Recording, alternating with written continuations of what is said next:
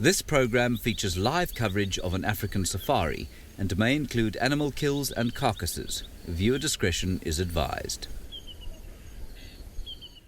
Good afternoon, everybody, and welcome to the Mara Triangle in Kenya. There is a male leopard. It's just walking behind that bush. My name is Steve, joined by Big James on camera, and we are so excited to have you here. Let's just go back to him. He's over there. He's been walking and walking and walking. We've been with him for about 2 hours. There he is. Believe him to be the shepherd's tree male. We just had the most amazing two-shot of him with a giraffe and elephant behind. And well, anyway, he is walking very far. The wind is in his face, and he's looking at a buffalo a moment ago, but the buffalo is way too big for you, boy. He is definitely on the hunt. He's been doing lots of scent marking and spraying. Oh, there's a warthog just over here, James. He hasn't seen it. That is what he's been smelling. There's a warthog over here at 11 o'clock.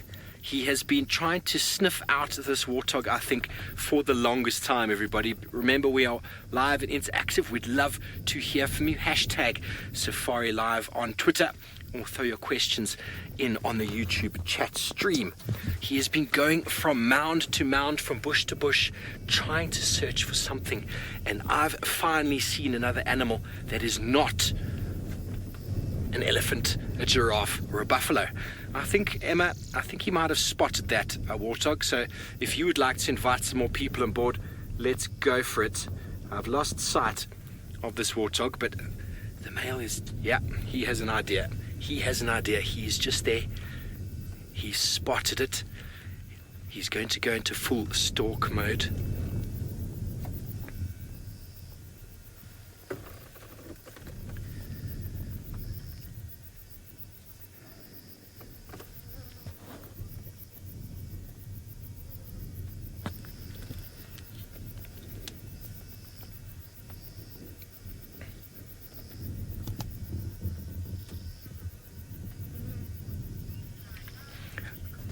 Good afternoon, everybody. Welcome to the Mara Triangle in Kenya, where we have got a male leopard. My name is Steve. I'm joined by James, but quickly back over to the action. He has just spotted a warthog. We've been walking with him for the longest time, and there's a warthog just off to the left there. It looks like an absolute beast. It's got its back to him. If you have any questions or comments, throw them in below. We are in the Mara Triangle in Kenya. This we believe to be the shepherd's tree male. I think he spotted the warthog. He's giving it a very good look. But I think he might be a bit intimidated by the fact that it is, from what I can see, a pretty decent sized male. So anyone, he is probably about 35, 40 yards. Okay, the warthog's slowly moving. He's going to go into stalk mode. You can see how long this grass is. It's been very tricky trying to keep up with him as we've been moving through this long grass. And we haven't seen another animal apart from elephants, giraffe and buffalo, which are taller than the grass. Hello, Janet. Yes, I do believe it's a shepherd's tree male. It was identified by a few of the other guides in the area. I've never seen it before. So I'm going on the judgment the other guides have given me, and he is very relaxed. He's been walking past the car. He's been scent marking. He hasn't made a sound, but he's definitely keen on some bacon, I think, this afternoon. So let's just keep on him there. The warthog, I'm not sure where it's gone now. There might be a burrow there. There might be a mud wallow, but by what I could see on the side of the face, there were at least 2 sets of warts, which indicates a male. Now, a big male warthog is a formidable opponent, so he might be looking to see if there's any other little youngsters with the warthog. I'm not going to move. I'm going to stay right here because we don't want to influence either the warthog or him. I don't think the warthog knows that he is here. Nicole, this is very beautiful, exciting. He's been giving us such wonderful shots. We've been waiting to go live on the actual afternoon show. And all of a sudden, as we went live, so we went live again. Okay, he's moving forward. You can see how he's going through the typical leopard crawl, everybody. That is where we all get the term leopard crawl from. The ability to get very low to the ground. Rosalind, I'm having another look now, and I don't think it's more than about 28 to 30 meters, so 30 yards at the most, and he's covering that slowly as we watch. Now, we don't want to go any closer, as I said, because the starting of our engine, the movement, we've been very patient with him, as he's been very patient looking for food, and this is his first opportunity that we have seen. So we don't want to get involved and influence it in any way, but he has disappeared into the long grass there, so I just need to get a little bit more of an angle. Okay, I can see him. He's just below the end of that green bush, James, so I know we can't see a very good view of him, but this is the way it works, everybody. I've done this once before, where we aimed a camera at a leopard looking into a warthog hole for an hour and 50 minutes. He's just off a little bit left now, James. A little bit more left. There we go. You got him, eh? Okay, James can't see him. He's gone very flat, everybody. Okay, I think I might just move up half a meter, just so that we can get him in view again. Not going to go too close. There he is there.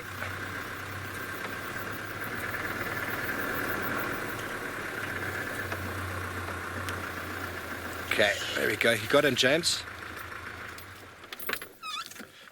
Misses, the grass is extremely long. I've been hoping I'm not going to fall in a hole, but I think this is exactly what he's been looking for.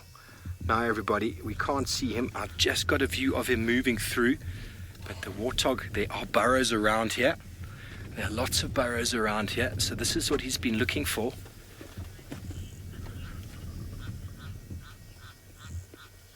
I think we just give this another moment, Emma. He's really sneaking up there. There's a big termite mound burrow just next to me on my left, indicating that there's definitely warthog diggings around. I know it's not very attractive, everybody, looking into long grass like that.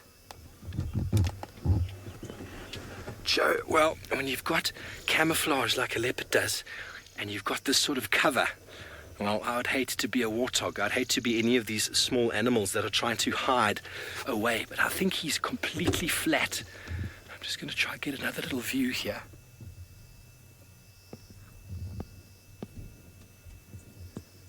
Invisible.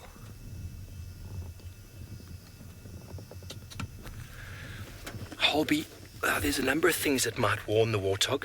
Other warthogs, birds, off in the distance there's some eland and buffalo running. But just over here next to this hole, I can just see the ears of a warthog. I think it's got its body in the ground. Generally, it's quite tricky because there's been hardly any animals around. Sometimes you do find oxpeckers on warthogs, and they could fly off in alarm, but warthogs would respond. So James, just here at my 1 o'clock, there's a warthog's ears there, and the leopard, last time I saw, is not far away at all. Okay, James can't quite see it. Can you see my line here? And last I saw, that leopard was getting closer and closer. This could go either way, everybody. You can see the warthog's ears there. There it is. I think it's facing us. And I think that leopard is just behind the bush. Okay, I'm going to give it 1 more meter forward. 1 more meter, just to maybe get this shepherd's tree male into shot. See, the warthog to me looked like it just had its bottom in the hole and was just sort of chilling out, really. Didn't look like it was doing much. Wasn't even eating. It was just sort of hanging out there. There's a lot of digging over there. Okay, so we can see the warthog now. The warthog is clear over my shoulder now. And the male leopard is done. Okay, I can see him. He's just in front of this green bush over there on the right, James. There's the warthog. And the leopard is at my 2.5, just in front of that green bush. And he hasn't moved from where we saw him before. But he's looking directly a little bit more right, James. A little bit more right. And there he is, in the middle to the right of the screen. Now that is leopard camouflage. And Christine, it is indeed the master of disguise. So he is probably about 20 yards right now as we speak. And he's being very patient. We've been with him for about 2 hours following him. And this is the first real attempt he's had at any meal. He's been smelling and sniffing, and no doubt he's been picking up the scent of all sorts of creatures along the way. And we were with him. He finally stopped on the bush not far from where we are now, and he suddenly picked up his ears and he started moving off in this direction at quite a pace. And it's only then that we finally saw the warthog, who is doing a very good job of remaining camouflaged as well. Now, for safety, warthogs do go down into their burrows. And if they do go down, I have seen leopards dig them out before. It is quite an interesting thing to see. Obviously, a warthog goes in backwards, so it has the potential to come out with its very dangerous tusks or tushes, and can definitely do some damage to all sorts of animals trying to go in. Fran, well, number one, warthogs are very quick. They're very fast, and they run away, and they also can turn, and they have big tusks, not just these ones, but the ones underneath that sort of sharpen on the big tusk. Those things are extremely dangerous, and they'll run into a hole and reverse in backwards. If anything's trying to come and dig them out, they can come out, and those tusks can be absolutely lethal to not just a leopard, a lion, to anybody. Even on trails walks, you've got to be very careful walking in front of a warthog burrow. Okay, well, I can still see him in the long grass. He's looking directly at the warthog. The warthog's picked his head up a little bit more. I think he is maybe wondering whether he can get closer. Joel, what we've noticed is he's been following a smell. He's been definitely sniffing absolutely everywhere he's been going. For the most of the time, he's been invisible in the grass. But whenever he's had an opportunity, he's climbed up onto a termite mound and he's had a little bit of a look. And every time he's done that, we've had a look. And it was only just recently that something got his attention, and we don't know what it was. He might have heard a pig's noise. He might have picked up on a very strong smell. But looking at him, he is looking intently towards that warthog, but he's not moving. He's probably trying to weigh up. The longer he waits, the more relaxed the warthog and the warthog family would become. And maybe they'd even come out of the hole and start moving around. And if they started moving around, that might make them a little bit easier to catch. Well, everybody, we're going to close it there for now, but that is awesome. We're going to sit right here and we're going to see how this plays out. Who knows, the leopard or the warthog? Who could win this battle?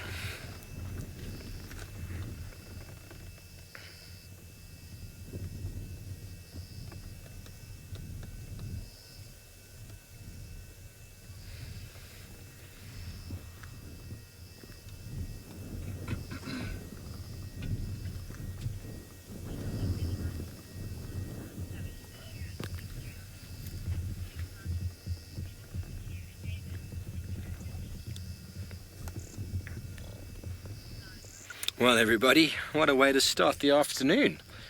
And we're going to stay right here with this warthog and see if we can get a proper look at the size of him. And maybe that's why the shepherd's tree male is being so sort of hesitant. And while we wait here and sum up the situation, let's send you down south to Gigi for his introduction.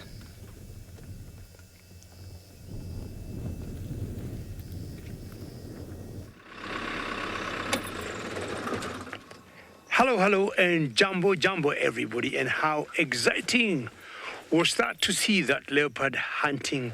Well, I'm just hoping I will be able to be lucky and see some lions hunting, because I'm already in the Sausage Republic, and what you can see there are, thank you Manu, those are buffaloes, which I would guess that's the only food left currently for the sausages.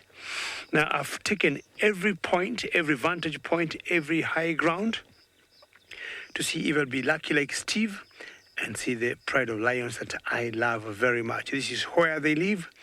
This is their territory, and very exciting to have all of you on board. Welcome to the other side of the Mara. My name is David, and I'm coming with me is Manu. Manu, how are you? And we're all very hopeful that we are going to see the sausages, because this is day 2 that have given us a miss, and hopefully we are going to see them. Now, definitely, Steve already told you what we need to do to keep chatting. Hashtag Safari Live on Twitter. That is, should you have any questions, any comments, should anybody want to know how Kingtail is doing? The last I saw her 48 days ago, she was doing perfectly well. Now, anywhere in that grass that you see there, that's where Kingtail should be.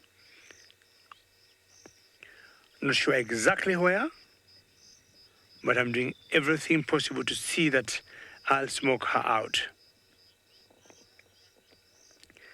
All right. Now, you see the difference, one big difference between the Mara Savannah and Juma is the vegetation. We have clear savannas here, very open land. And my friend Sydney is trying to scan some thickets, and he would like to say hello to all of you.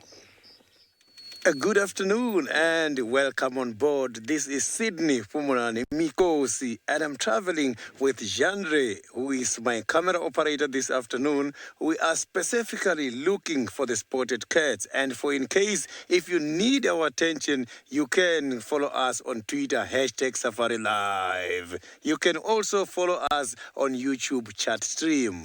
I am just checking for the cats here. I'm heading towards the Treehouse Dam area. On the ground here, the evidence are very much old. I am not seeing any of the fresh tracks yet.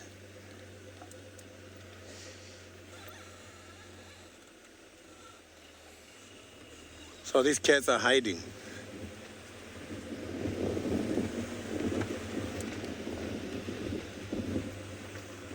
For this afternoon, I am not going to leave any stone unturned. I will be investigating each and every warning call.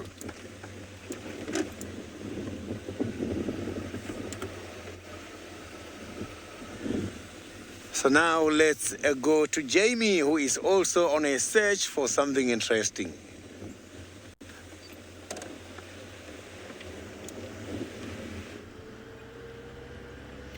I am on the search. A very good afternoon to you all, and welcome to the Sunset Safari, although we're quite far in at this point. My name is Jamie, and this afternoon Craig is behind the camera, and as you know, of course, we have our SABC TV show.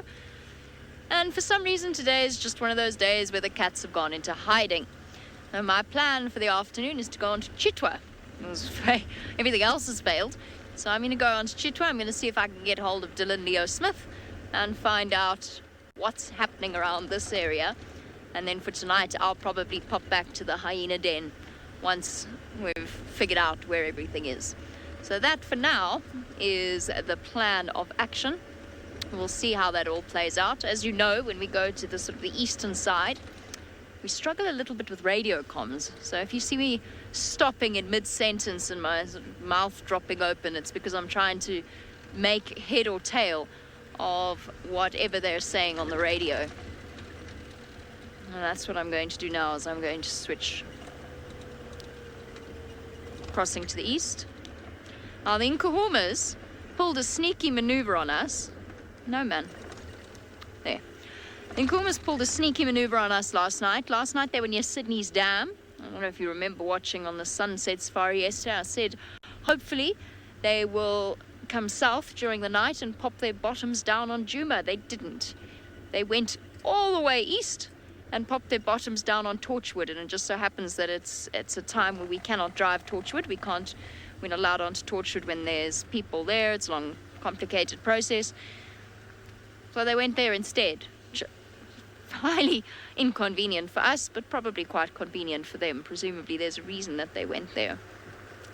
So when we go on to Chitwa, we of course are looking for Kuchava, for Sibuyi occasionally, and sometimes even Tingana actually.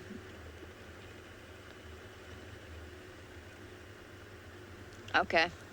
All right, well, thank goodness for the Mara crew. They've been working hard all afternoon and they have been thoroughly rewarded.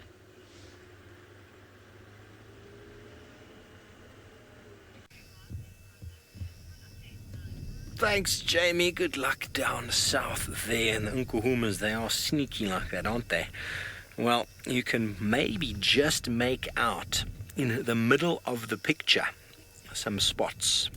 Now that is our male leopard. He is flat in the grass, and the warthog that we were looking at has not moved. I think it's sort of semi in the ground, or it might even be sort of in a mud wallow. I'm not sure, but it's not doing much there. It's just sort of lying down. I saw one yesterday that was doing something similar. Its whole body was in the sort of hole in the ground and was just the face sticking out. So they feel probably a little bit more protected knowing that their rump is somewhere safe. And well, judging by the distance now that we've come a little bit more to the side, probably looking at about 17 yards. And there is a little bit of wind, so you would think maybe this male would try and sneak up a little bit closer using the cover that he has. He's got lots of cover here, and he's even got a little bit of a termite mound with a bush in front of him, so he might be able to sneak up before. Kevin, you want to know how I avoid being attacked by big cats? Well, first of all, big cats, for the most part, are afraid of humans. So that is a very lucky thing that we have. It's an evolutionary sort of code that they have imprinted in their brains that by daytime, cats are afraid of humans, because on this landscape, exactly where we are looking, this is where man took a sort of liking to meat, and we started chasing and competing with lions and leopards and the like for their kills. And so for a very, very long time on the African continent, through human evolution, cats are afraid of humans by daytime. So, for example, and I've had to do it many times in the past, not many times, but a few times, lions are invariably afraid of you. So once there was a poaching incident that lions were eating the rhino that was poached, and I had to get them away so that there could be an investigation. And I just drove towards the scene and opened my door, stepped out, the lions all ran away. Okay, the warthog is up. The lions all ran away from me. It was quite crazy to see a big pride of lions all suddenly becoming extremely afraid. Okay, that is a big male warthog. Okay, everybody watch very closely now as he starts feeding and he starts walking around. He's going to the exact side where this male leopard is, and male leopard would probably go as close as he can, but knowing now that the warthog's coming towards him, this could be very interesting. Okay, now bear in mind that those big tushes on that warthog are very, very dangerous. He is facing directly towards probably one of the largest male leopards I've come across. He is a fantastic specimen. And one day I'll leave my camera at home. Are you ready, everybody? 3, 2, 1. He's about 2 meters. He's right there. This is about to happen. He's...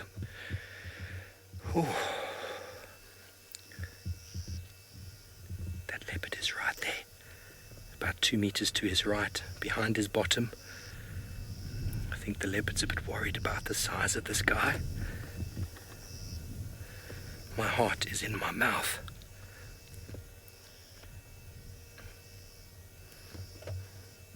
Quickly all send through a one-word tweet. How does this make you feel? Exhilarating is mine.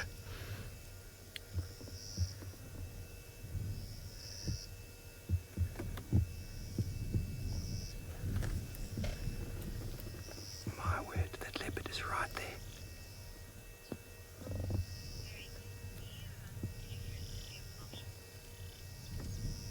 He's gotten even flatter than he was before. I don't even see him anymore.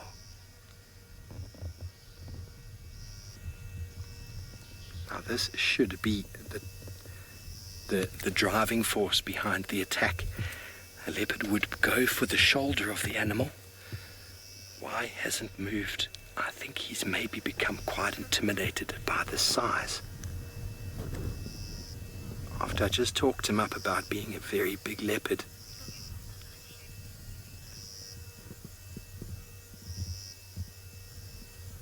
Wow, sure, why not?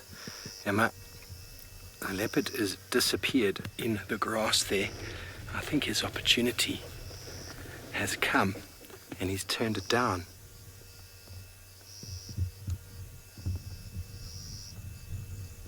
I can't see him at all. This is ridiculous. I was just asking James if he's ever seen a leopard kill before, and he said yes, he saw this male leopard kill an eland. Okay, everybody.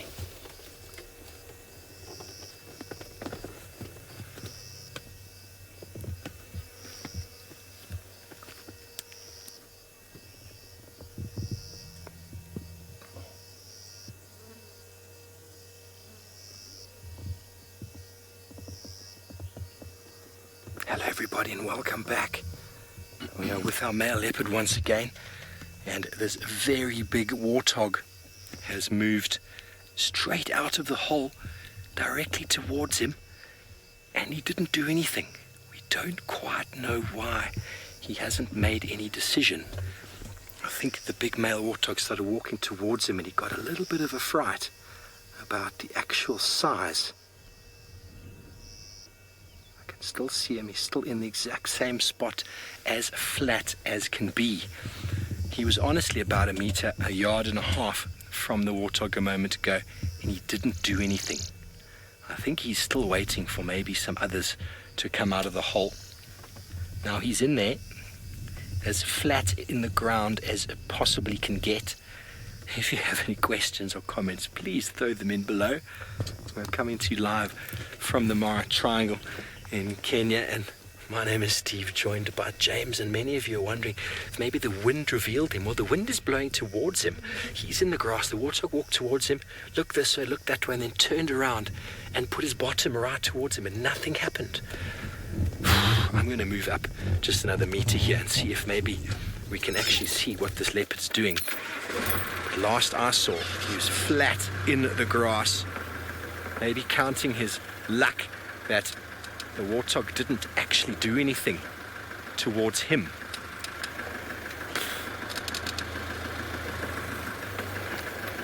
Just a termite mound on the right side here. Okay. He spotted, the warthog spotted him, everybody. There he is. The warthog suddenly realized he was there. The entire time that leopard had an opportunity, I think, and he's looking at this hole still. He's wondering, are there any more warthogs coming out? Look at that warthog behind him. He is a beast. And those tusks are really, really dangerous.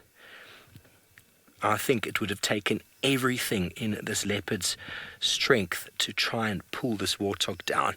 You see, the warthog's not even afraid. He's not even afraid. You can just see how close that leopard has been this entire time. And he's not Teddy.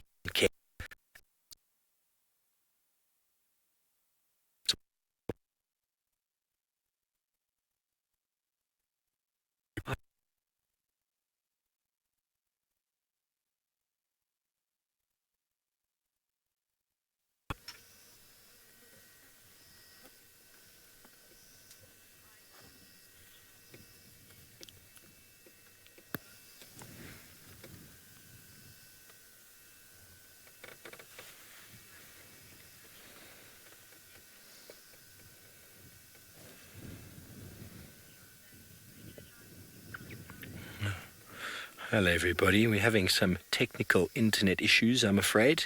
So those of you still live with us on the show, how interesting is that? Look how close that leopard was the whole time. He didn't do anything.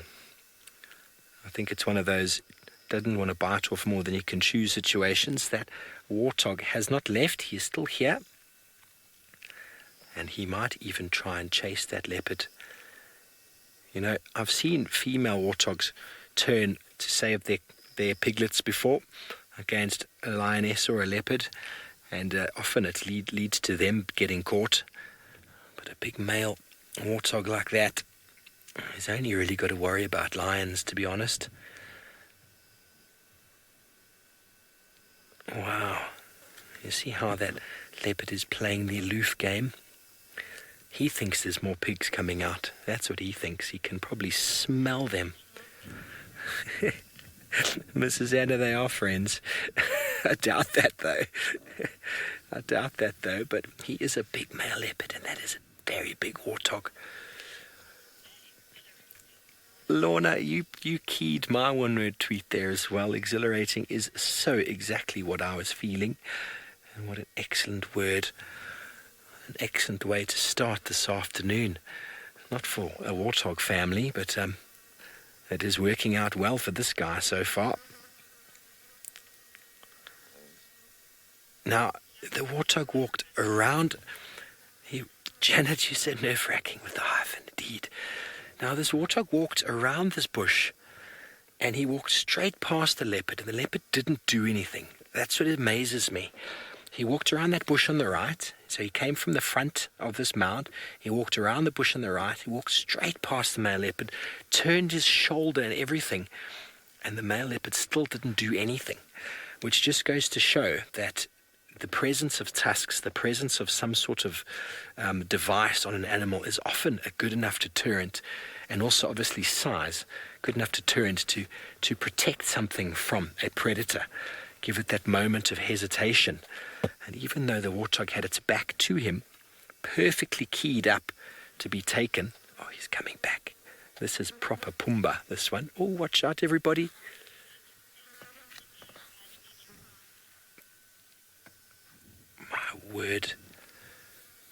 My word. Okay, well, that warthog nearly got another go. But I think he knows the leopard's staying around to look after his family, and he is trying to give him a hard time. Okay, well, we're not going to go anywhere, everybody. We're going to stay right here with the action. Let's send you down to Djuma in South Africa with Sydney, who's got himself a tall giraffe.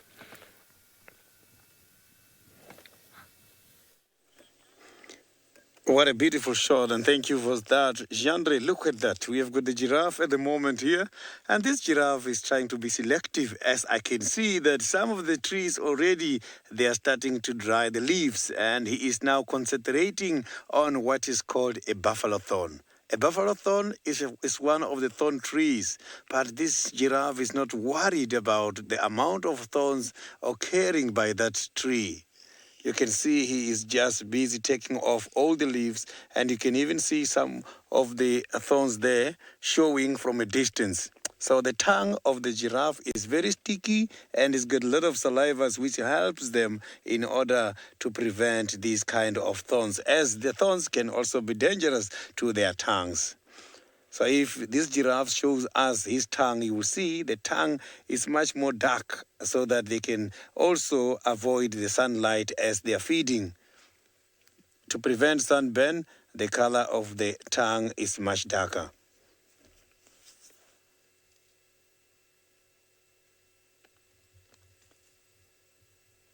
So the tree this giraffe is feeding on, the buffalo thorn, is one of those trees which are also very much medicinally used.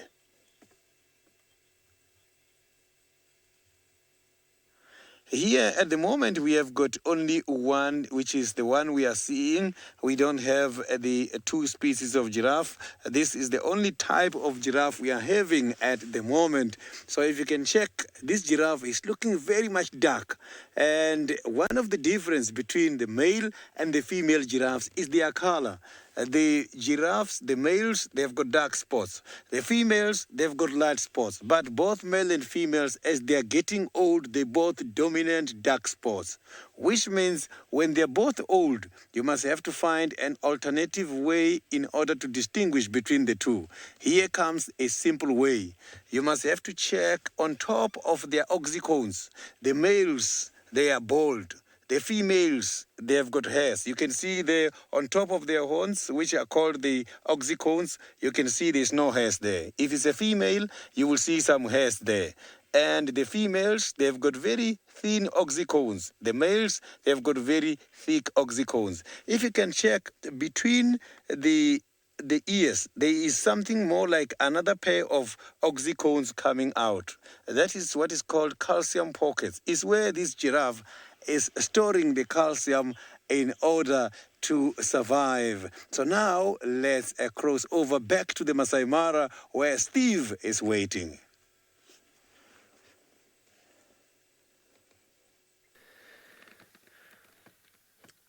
Well, everybody, this is incredible stuff.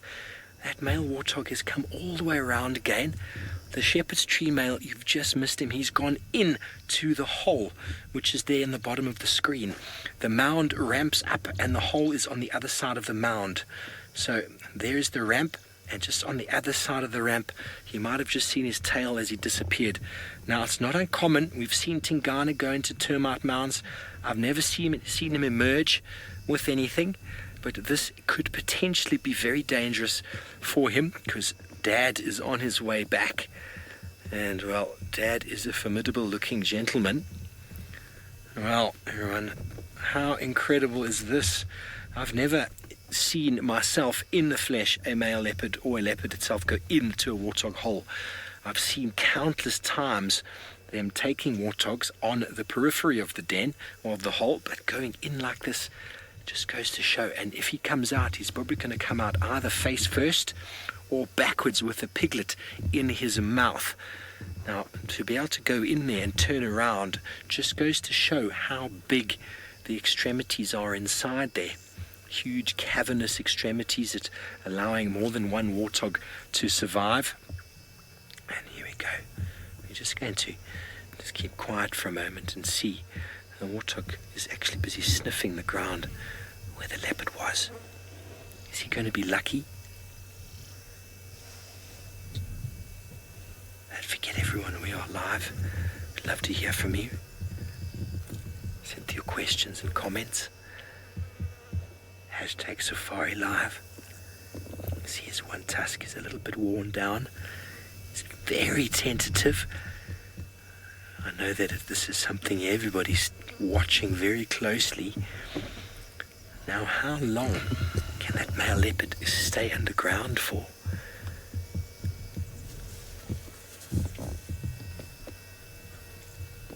I wonder if the warthog can hear some movement.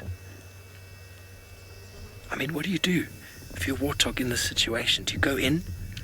I don't think they know how to go in face first. Angelina, I have no idea how deep it is, but let's see what happens. If he comes around face first, then he's been able to physically turn his body inside there. If there's more warthogs inside, then who knows? I mean, they often say with the large termite mounds, or the big fungus-growing termite mounds you find down in South Africa, there's 1/3 above the ground and 2/3 below.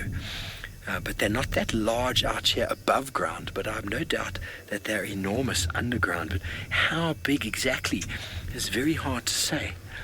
Very, very hard to say, but this is very, very cool stuff. James and I are sitting here on the edge of our seats. I'm almost shaking in a way. Oh, here he comes, here he comes, here he comes. Oh. Empty-handed. Look of disappointment right there. What an amazing two-shot, James, hey? Well, he went underground for some shopping, but he came out with nothing. Shane, this is indeed very interesting. I mean, leopards are also known to dig and to actually go into the mound itself to dig out a warthog. It is a dangerous affair. But it seems like he's gone in and he's investigated, and either there are no more warthogs in there or he doesn't know how to dig. Haley, I was listening very closely to see if I could hear any squeals. but nothing really made any impression on me. I mean, that male warthog came around as if he heard something, but then it was just at the bottom of the shepherd's tree male coming back out again. And, well, boy, it's much cooler now than it was when we started following you. Are you a little bit annoyed now? He's licking his lips. Okay, what has he spotted in the distance now? So everybody, it just goes to show that a big male leopard still has met his match when it comes to a big warthog. Warthog is still very, very closely watching. And, well, today is the day of the prey animal.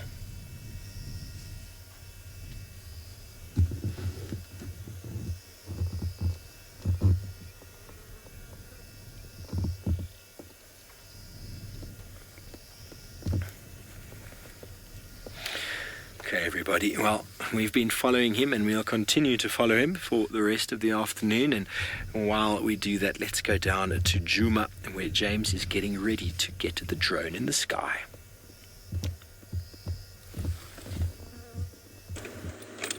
Hello, everybody, and welcome to this end of the Sunset Safari. My name is James Hendry.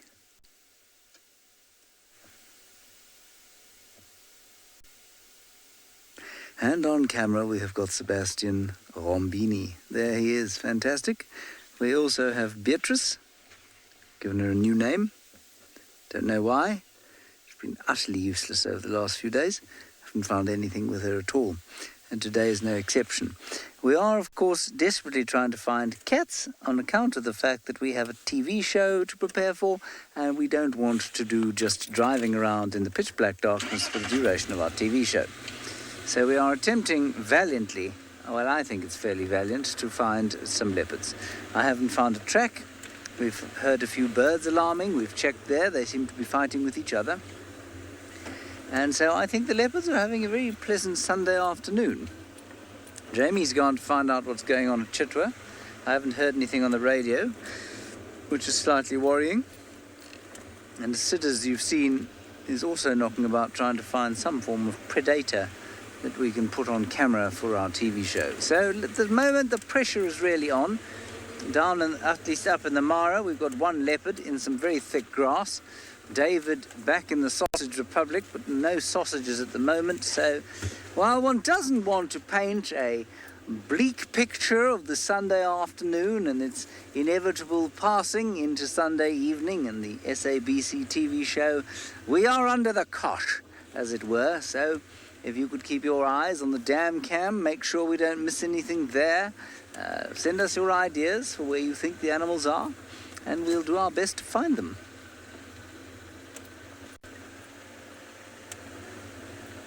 Wonderful. I believe that Sydney is having a break. In cats, I don't know how wonderful it is, but from your point of view, it will be wonderful.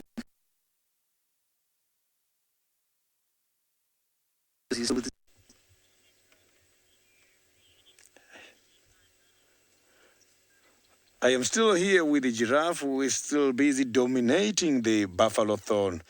You can see this giraffe is stationary feeding at the moment. And apologies for the breakings of some of the pictures or any related technical problems. You can see this giraffe, how he's feeding. Males, normally, they feed from the top. And if you can check, the females, they've got a little bit of a slight different feeding behavior. They prefer to bend their neck. And if you can check on the neck of this giraffe, there is an open space there where is hairless. That is the skin we are seeing there. Giraffes, how they fight is interesting. They strangle their necks, and that is where normally the oxycone of the opponent hit when they strangle. So that is why they don't have hairs there. So I am sure that was as a result of a fight. But looking at this giraffe, I can see he is very much old. So he might have been engaged on quite a lot of fightings before. If you look behind the neck, there is a line of hairs going down, a very beautiful hairs. That line of hairs, it can be a very good indicator of the level of calcium in the body. This line of hairs, you can use it as a gauge. When the giraffe is lacking calcium, this line of hairs flattens. When this line of hairs is flat, it means he must then go around the field and look for the bones of the other old dead animals and chew them in order to regain some calcium. That is a certain kind of behavior which is called an osteophagic behavior. Osteo has got something to do with feeding on bones. Yeah, this giraffe, he looks very much old. But something we have to check is that these animals, if you can check their life expectancy, not all these animals reach their life expectancy due to some predation purposes, and some of them, they exceed life expectancies due to quite a lot of environmental factors. When the food is abundant and enough for these animals to feed, sometimes good nutrition gives them an opportunity to survive much longer. But if there's quite a lot of challenges as a result of drought, we lose these animals before they even reach their lifespan.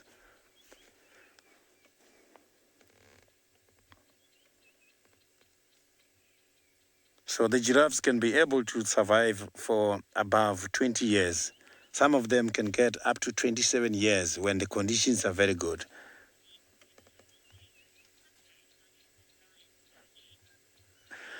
You can see that this giraffe, he doesn't want to spend much time facing down. While we are waiting who is going to come and join the giraffe by these trees, let's cross over to David by the Maasai Mara.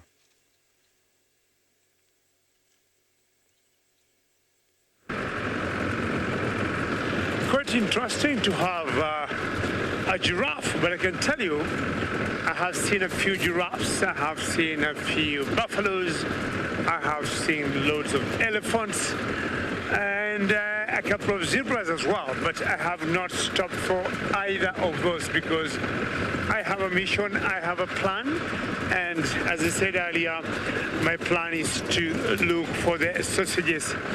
And yesterday I was very close to getting them to an area where a friend of mine had told me had seen them.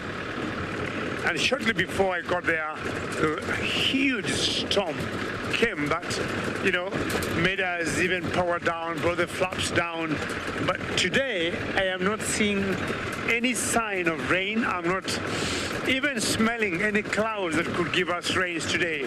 So I'll have no excuse of not getting the sausages this Sunday afternoon. One thing I've said, we cannot hide here, or cannot hide the elephants, regardless of how long the grass is. As Steve was saying, with the shepherd female, elephants will not be able to hide. And many thanks for wishing me luck on the sausages, because we need to see those cubs. And I said a few weeks ago, they hunt every 10 days. Every 9th, the 10th day, they'll always hunt. Let's say 8th, 9th, 10th, at most the 11th day, they'll always hunt. And I'll not be surprised wherever they are now, they have hunted. The last I saw them 48 hours ago, they were going up on a hill, and not sure where they were going, because when I lost track of them, my vehicle was staying like this, like 45 degrees climbing a hill. And since then, they have gone missing. They'll not stay very long up there in the thickets, because they'll also want to come down in an open area. So we have very good chances of spotting them. So let's go back first to Steve with his shepherd female.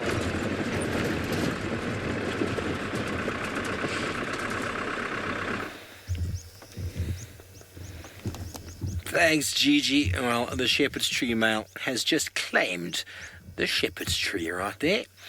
And we're continuing to follow him. And he's still walking with the wind in his face.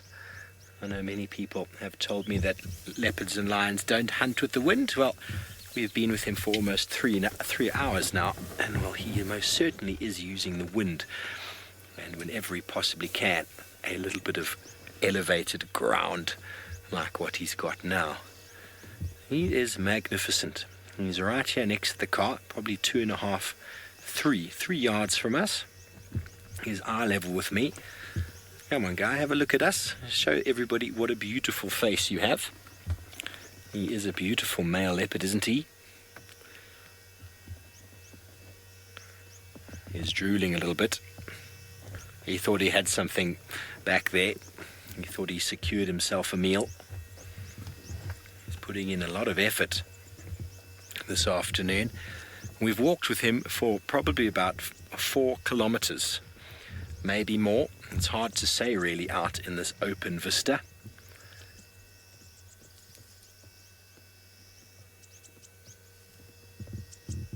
Gorgeous. Ellie, he's right here. He's right here. The only thing I'm glad about, he's not using our vehicle for an elevated perch. At every single sort of prominent termite mound that is around, he most certainly is.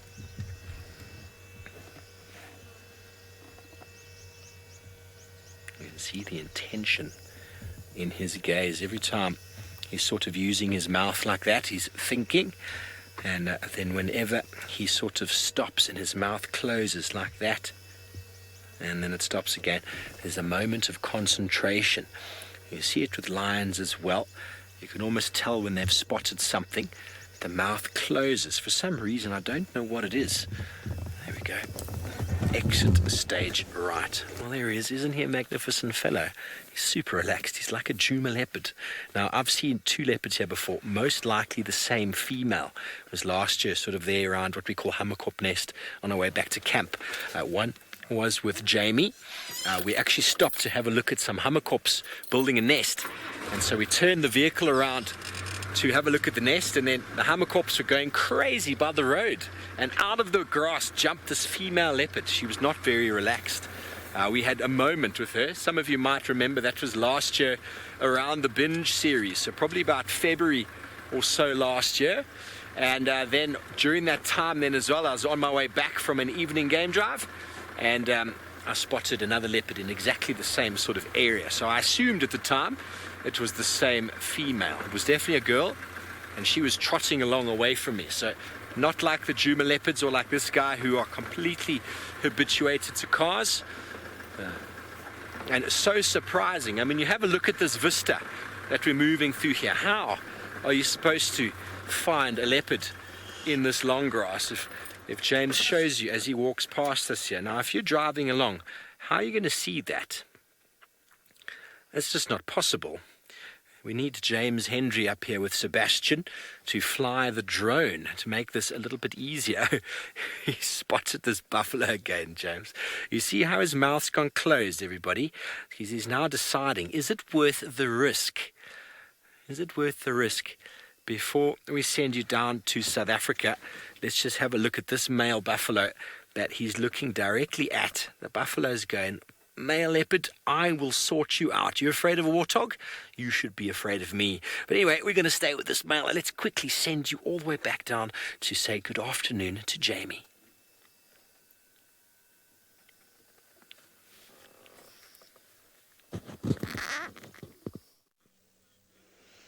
Well, I mean, this falls somewhat flat now that it's gone. It basically just looks like I really am taking a break and just kicking back, relaxed, feet up. Which is exactly what I think Craig and I should do, because today is not our day.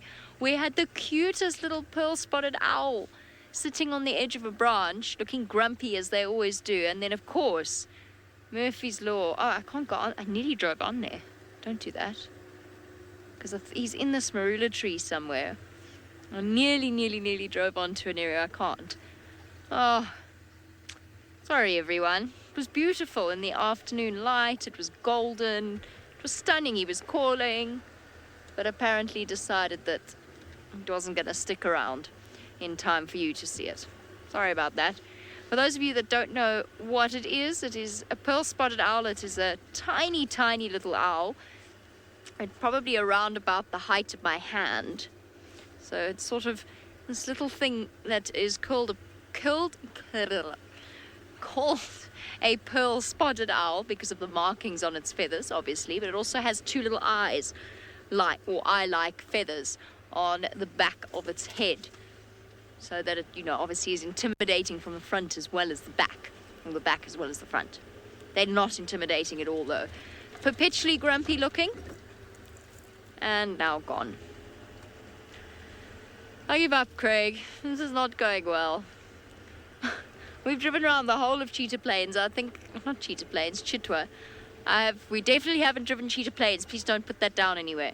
We drove on Chitwa, and we drove every road, and that was it. The only place I haven't checked is the dam, and the reason that I didn't go and check the dam is because I know that everybody's going to go and check the dam. So it didn't make sense for me to do that. The radio is extremely quiet. I did manage to hear the updates, and the update is that there's no updates. Ah, woe. Woe is us. So now what? Now where should we check? Somebody's checked there already. I think we're going to rattle our way back along Gowrie Main and then back towards Djuma. We've had absolutely no fortune, no animals.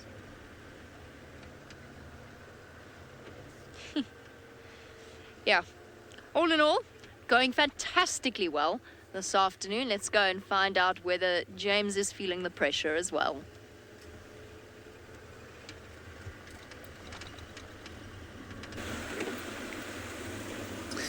Yes, everything is going swimmingly well.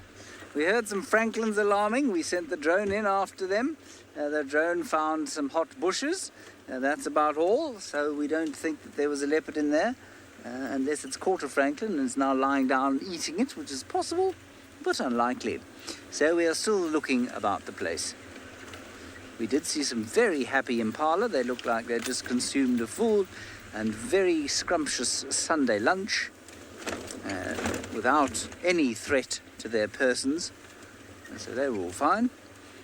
And that's about it, really. That's all I have to report on the search for the leopard front. Anyway, as the pressure mounts, so we continue. Our next plan is going to be to drive towards the eastern edge, maybe up towards Beefle's Hook. Let's see what we can find there. We must, of course, hope that the hyena den delivers as it has done for the last few episodes. Certainly that would be good. It was very good at the rehearsal last night. What we don't want, of course, is for the hyenas to be there and then disappear as the show begins. Apparently all the viewers are wondering what's happened to Thandi and what the update is on her. No idea. The other morning I had her, of course, on quarantine clearings. We followed her for a long time. That's away from camp through towards Buffelshoek Dam, which is the northeast corner of Djuma, and we lost her somewhere in the block when we had to bring the drone back to change the batteries. We were trying to keep our distance from her, so we were following her from the sky in some pretty thick bush, and unfortunately we didn't find her again when we then took off. And I think that that's because she went to ground. I think she went to sleep, lay under a bush or something like that as it got hot, and we just simply couldn't see her. I don't know if she's come out of that block. I haven't seen tracks. Nobody else has reported tracks coming out of that block. We could have missed them. Maybe there's a den there. I don't know. We have flown it 4 times, though, since then, or 3 times since then, and not come up with anything just yet.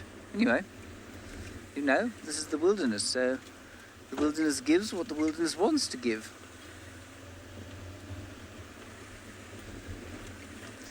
And most depressingly, of course, is the fact that David Gatimbigutu is down in the Maasai Mara also searching. No pressure.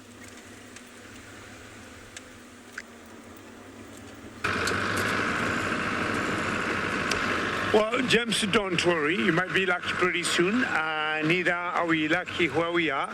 But what I found out, there's a little bit of a difference between the drives here in the Mara and Djuma, because at times in Djuma you get the guys there sharing information when they spot something.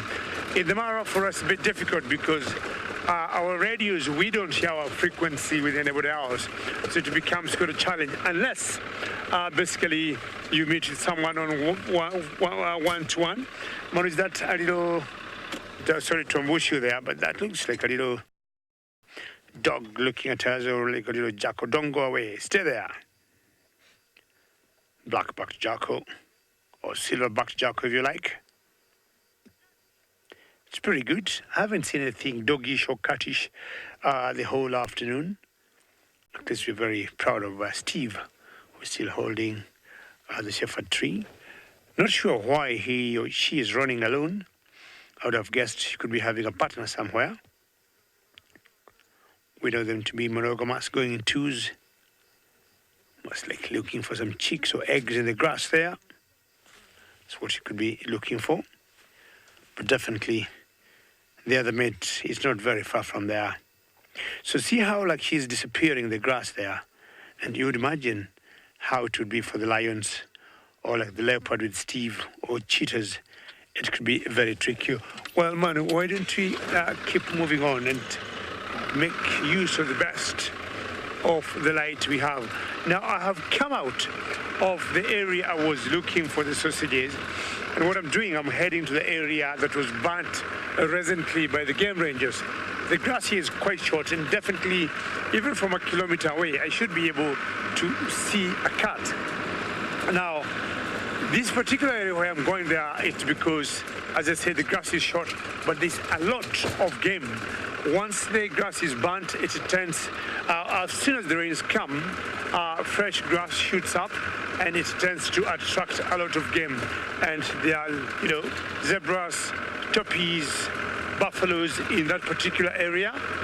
And I'm thinking maybe the sausages might go to that particular area.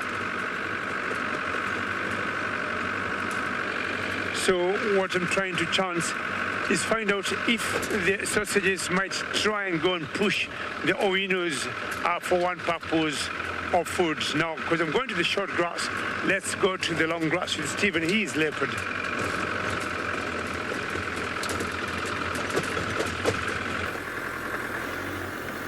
Yes, we are following him. It is not easy work, but it's a lot easier than following leopards and Juma, I can tell you that.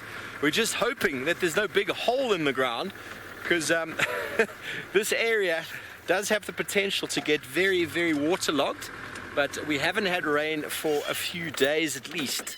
There we go, another little bump in the ground, and he's going to use it. So he's come all the way from the escarpment all the way far to the back and left. That's how far we've been following him, and we've been working very hard to stay abreast with him. We come out a bit earlier. We spent time out. Oh, there's a black-bellied bustard is being very brave, just flew directly over his head. I think he did realize what was going on. But something was very exciting just before, as we were following him, a grass owl took off out of the grass and then landed off to the side. He didn't see it. James didn't even see it. But a very, very nice bird. I think it's a grass owl. Owls that nest in the ground. They are endangered in South Africa because of the developments that happen. Whenever there's a grassy patch or a proper natural piece of bush in the Highveld, it gets kind of ploughed or turned into office blocks or accommodation. So the grass owl is very, very endangered in South Africa. I'll see if I can show it to you. I don't know if we get the same owl up here, but it'd be very good if we can. Where are you? There's lots of owls. Excuse me while I just go through my there we go, African grass owl. It is the same guy. I did see him. He's one of those sort of ear tuftless sort of owls. And there's a nice picture of him or her sitting on the nest. And their nest, David, would be very cool to see one. I'd love to show you one, but it landed in the grass again. And there's no way to get close enough to try and film it without really influencing its sort of lifestyle. So we're just going to leave it be. But we see them often on the way home at night on the road. There's owls in the road, and I think it's this guy. They don't stick around for very long. But the beautiful sort of open face, they use all of that face area for hearing. And they regard the tuftless owl, so they don't show those visible ear tufts. Not that the ear tufts are actual ears anyway, Many people reckon the ear tufts are all about sexual recognition or mate recognition in certain species. Very, very good. Well, everybody, I'm not sure if Emma was asking me to link there. We're going to stay with the male leopard, but something has happened down in Djuma, which is quite exciting. Sydney's been working hard. Of course he has. So the pressure's been alleviated a little bit there. I'm not going to say anything until I'm asked to send you to Sydney, and then I'm sure he can tell you or show you where he's been working and what successes he's had. So this is kind of our afternoon. We're going to be following the shepherd's tree male through here. We're hoping he's going to catch a warthog or something and put it up a beautiful tree like this one over here. But until he does that, let's send you down to Djuma itself with Sydney Fumalana Mkosi for the good news.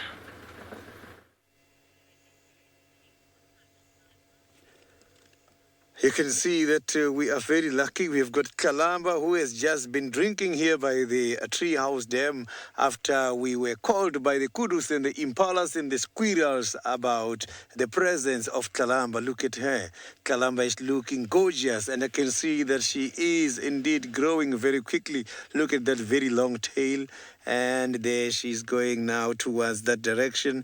I'm just going to wait and see what her intentions are. This is lovely. If it was not because of the alarm calls, I was not going to see her.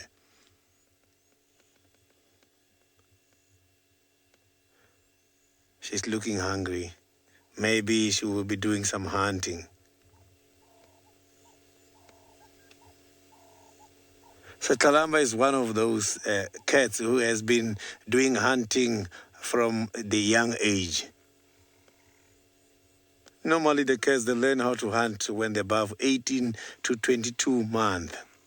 But she started doing hunting while she was still very young. So you can see Thandi has been a very good teacher. Thandi is the mother. Kalamba is just about 16 to 17 months old now. Thank you very, very much for all the positive comments about the finding of Kalamba.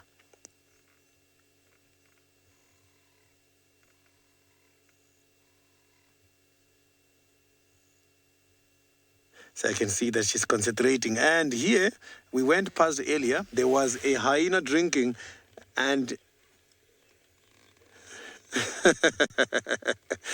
she likes to come to me because of the vest. I don't want to lose Kalamba. This is an ornament, so I'm going to carry on now, following Kalamba. As I can see, she's moving towards that direction, and I don't want to lose her. She's going nice and slow. She didn't drink too much. Maybe she doesn't want to get a lot of weight. She wants to do some hunt. Maybe, who knows? We might witness something interesting here.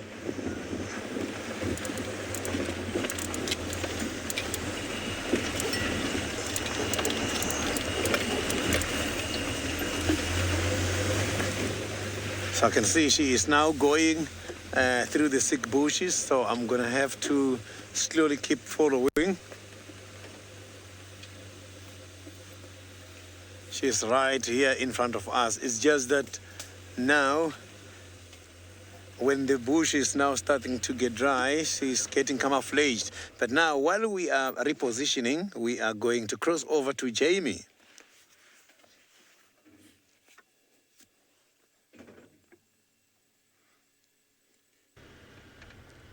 Bravo, Sydney, bravo. Whew. Relief. Relief. Slightly less panic.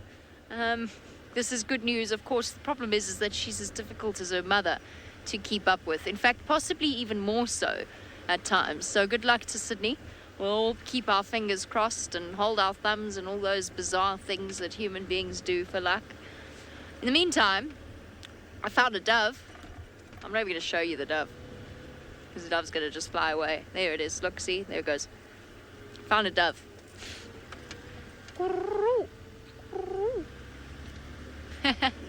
I'm doing a boundary patrol around Djuma in this vague hope that I'm going to see something coming on to Djuma. Having failed at Chitwa, I'm going to go all the way around and then back towards the hyena den as we sort of reach the end of the evening.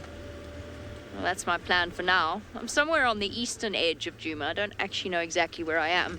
All I can see, though, the lion tracks from where they cut through and wound up on Torchwood. The good news is that now that it's winter, it means that our signal vastly improves on Torchwood when we can go there. So we'll be able to spend a bit more time there now as the foliage dies back. And it's beautiful. Everything's golden colored.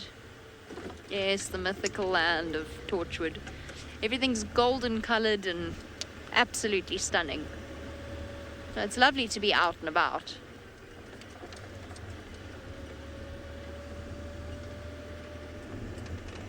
And we'll see what else we can find. I've got a suspicion that Tingana is somewhere on Juma on a very big kill with a very round belly.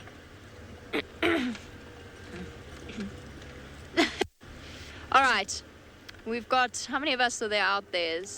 Steve, David, James, myself, Sydney. All right, so two out of 3 doing pretty well. And let's go across to David and find out if he's going to be the third. Well, we have just spotted something here. We don't know what's running the grass there. I can't see it very well, whether it's a jackal. It's got a white tail. It just disappeared in the grass, and initially it was chasing on a ribby. It's quite a distance. Let's see if we're going to stop.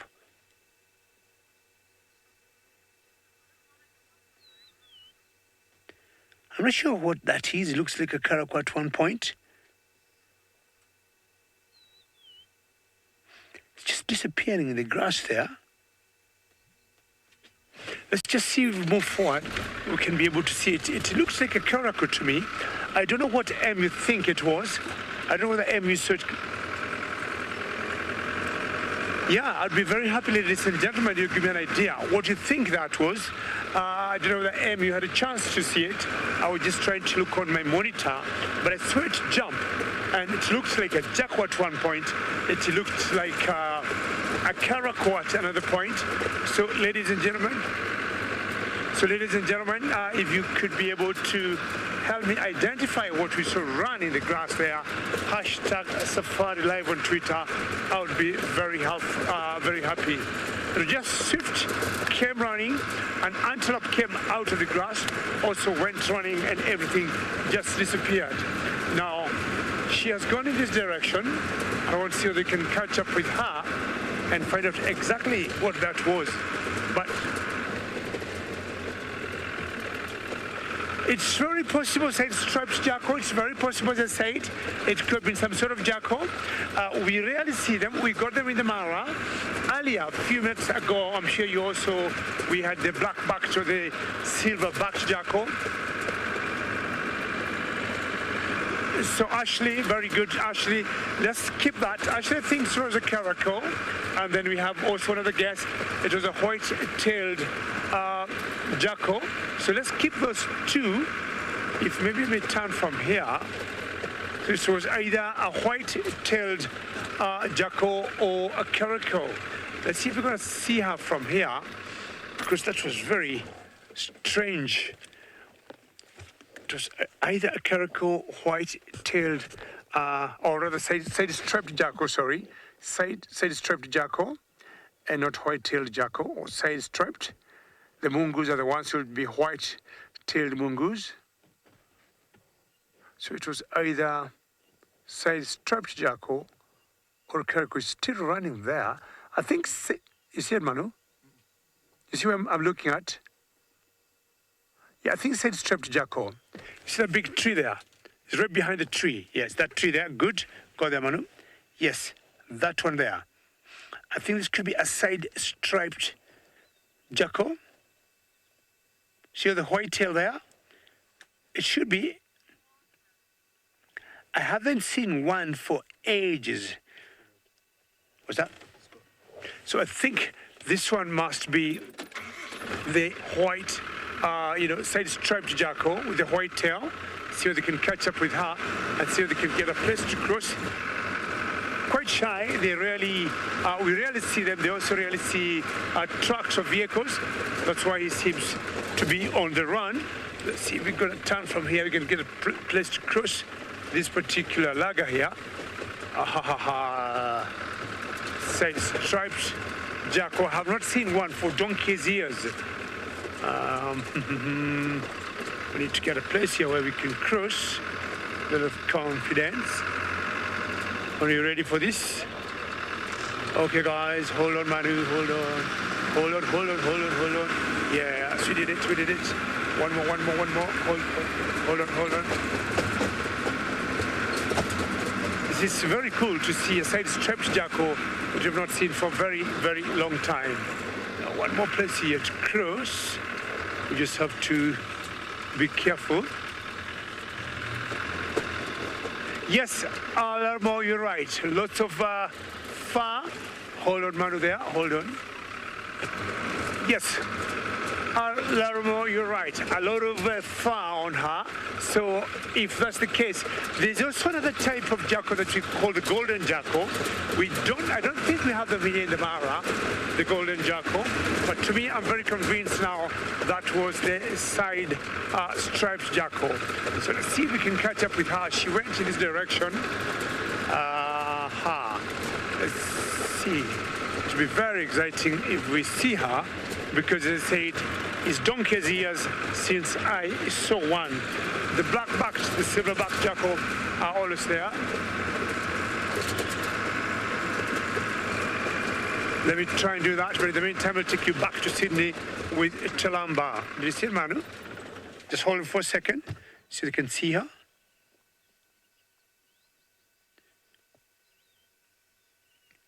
There she is. She's keeping running. Stops. Looks. Are you hunting there? Trying to catch some insects. Sorry, there's a tree on the way there. She's disappeared in the grass. So what we'll do, we're going to try and catch up with her again. In the meantime, we'll take you back to Talamba with Sydney.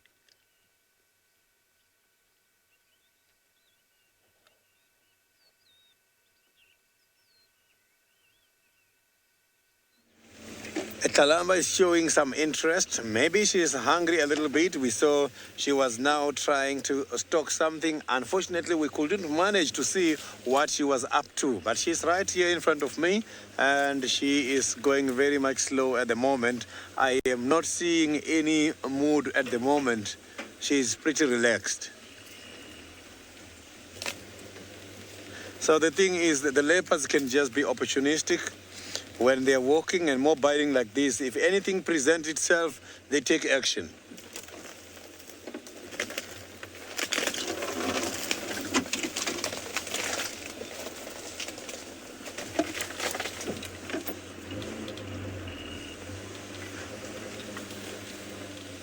So from here where I am, I can see, maybe we're going to see her nicely. She is right in the middle of those grasses.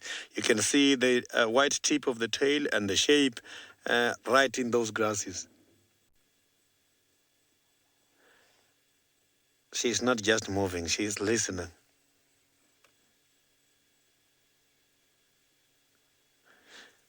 So, but considering the size of the tummy, I can tell that she's not that heavy. So it's showing she must be hungry.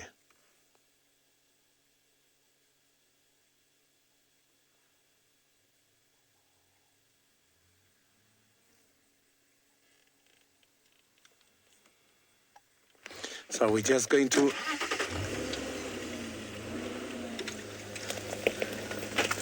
while we are following Talamba and see what she's up to, let's cross over back to the Maasai Mara where Steve is waiting.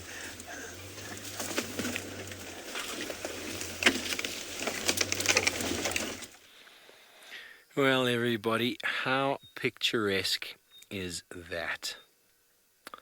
I'm just going to keep quiet for a moment and let it all just sink in as James pans out slightly and just shows you the wonderful backdrop that we have here in the Mara.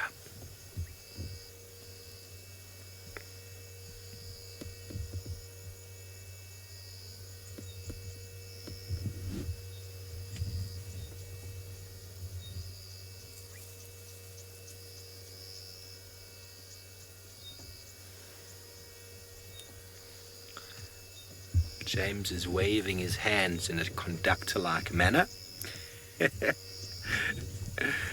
It's gorgeous, everybody. There's lots of little noises in the background just after you left us, before we nearly barreled into a big mud wallow. Had to skirt quite a big band of them. Unfortunately, it doesn't matter how powerful your vehicle, if you fall into one of those holes, that is the end of your afternoon. What is... Oh, do you have the rainbird there? A white-browed kukul.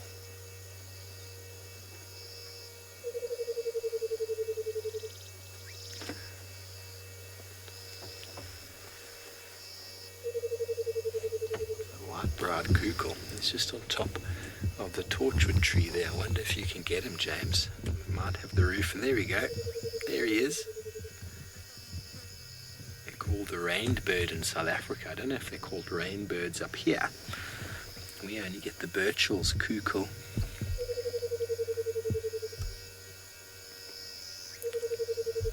Very good. Well, it seems like the leopards are all posing for us this afternoon. Let's go down and see what a gorgeous picture Tlalamba makes.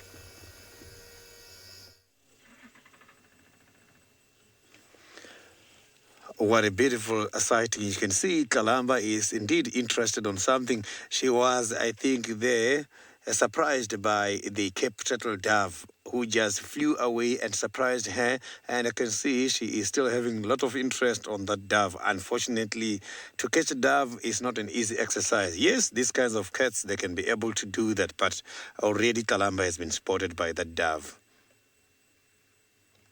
So she is now gaining at least a little bit of a good sighting from the termite mound, as she's much higher and she can see lower, and the dove flew somewhere from there. Don't get surprised, there are some other vehicles coming to join me at the moment when hearing the engines and some other people talking.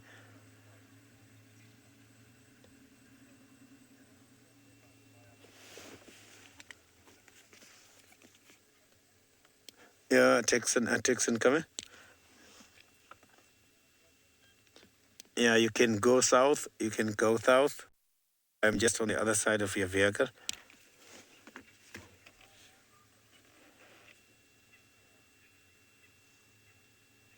So I'm very sure the other birds here in this area are not too sure about the presence of Tlalamba, and other animals here as well are so very much quiet.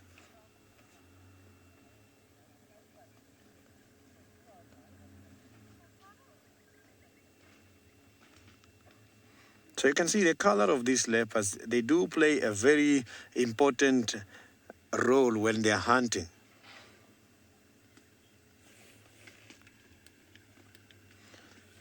So this leopard is so camouflaged with, look at that. Now it's, oh, there's a warthog coming. There's a warthog coming. There was a big warthog coming now, and this warthog just went past. That is what she was trying, and I'm very sure that warthog was very much bigger than Tlalamba. I don't think Tlalamba was going to survive there. It was a very big warthog. So that warthog just went past the front side of Tlalamba.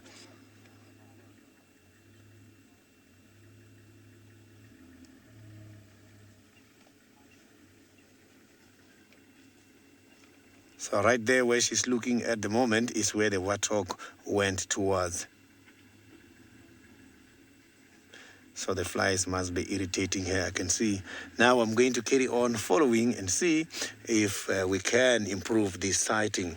I am not going to leave Tlalamba. This is an amazing sighting. I haven't seen Tlalamba for quite a long time.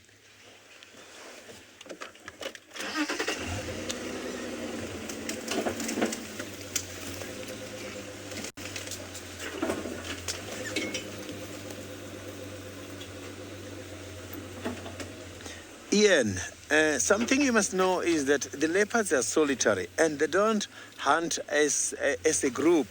So a warthog is way much bigger than Tlalamba. Tlalamba is still very much young. That warthog which went past there, I could see the tusk and the size of the hairs and the size of the body. That was going to be too dangerous to tackle.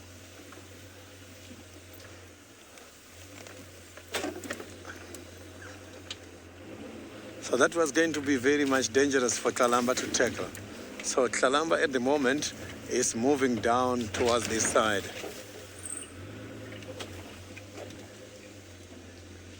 It is not an easy area to drive. I'm going to take it slow and keep following.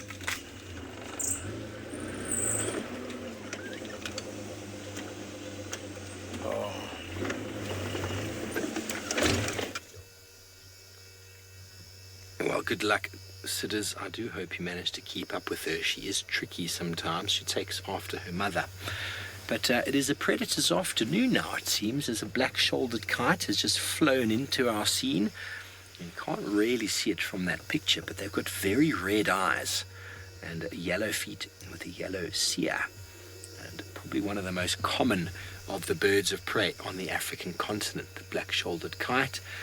Very easily recognized sometimes out in the open fields by the way that they seem to hover above the ground, with a white underbelly and just little black tips on the end of the wing. Very, very commonly found across the African continent, and they search for rodents. And the way that they hover above the ground, some people believe that they can actually see a sort of a heat signature left by urine trails on the ground, left by rodents that are running around these fields and in these thickets, leaving urine trails, and the kite will sort of hover above the freshest sort of markings and then dive bomb down to latch whatever rodent it might be. But now it's actually quite interested in our leopard. It's looking down at the leopard there and going, "What are you doing over here, sir?" All the viewers, yeah, I agree with you. It's a very pretty bird. Not often. I haven't really seen many in Djuma. We don't have the open spaces required for them. They like open areas where there's lots of grass and open grasslands, because obviously that's where the rodents occur and they can see them. I'm not saying they don't occur in the woodland, but it's very hard to see urine trails on the ground when there's trees all over the place, don't you think? Indeed. Well, what a beautiful view. He's actually starting to clean himself now. He's finally realized that it's time to wake up. He just had a look at a francolin that just flew overhead. He's even thinking, would that be a nice meal to have? Gorgeous scenes as the sun sets in the background. Gorgeous scenes indeed.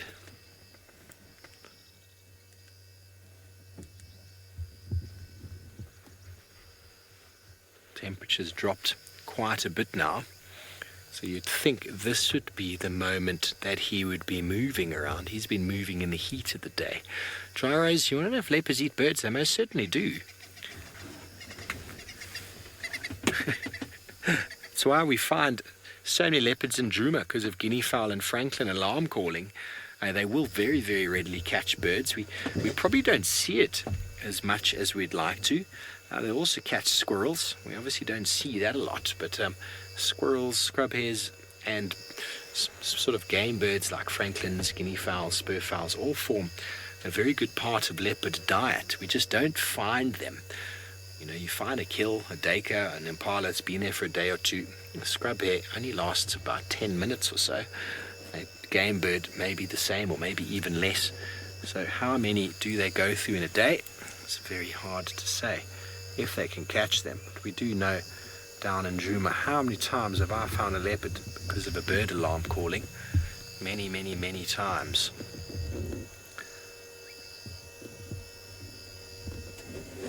They get very upset when they see a leopard, and generally when they shout at the leopard, they generally get left alone for the most part. But anyway, Gigi's down in the south searching for the sausage tree pride. I wonder if maybe there'll be some alarm calls given. Maybe there'll be some buffaloes running around. Who knows what will happen with the sausages. Well, that's very true, Steve. The alarm calls would help. I can tell you, I would have found my sausages by now. But it's very quiet where we are. Not as many birds that could make alarm calls. Of course, I've been seeing a few what you call the white-bellied go-away birds, which are quite important when it comes to making alarm calls. I've been seeing also a bit of a few drongos, but all of them are just, feeding and doing the thing. Drongos feeding on insects. The white-bellied go-away birds feeding on the fruit from the trees, and not any alarm call. Anything that I think could help me where I am currently would be the guinea hens or the guinea fowls. If I would get guinea fowls in such an area, because they could be out eating grass, I could trust them if they could make some alarm call. But as yet, I haven't seen any guinea fowls. And hopefully I'll see some. I'm still very hopeful that I'll see the sausages. But again, as I said, what I've done, or what I did, is to leave the actual territory for the sausages and go to the boundary between them and another pride that we call the Owinos, because the area that belongs to the Owinos, or the Owino territory, is grass is burnt, and it has a lot of what we call plains game.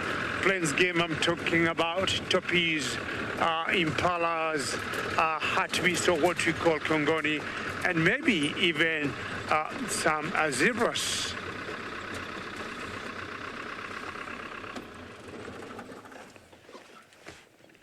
And there should be no reason why either of those two prides could be here.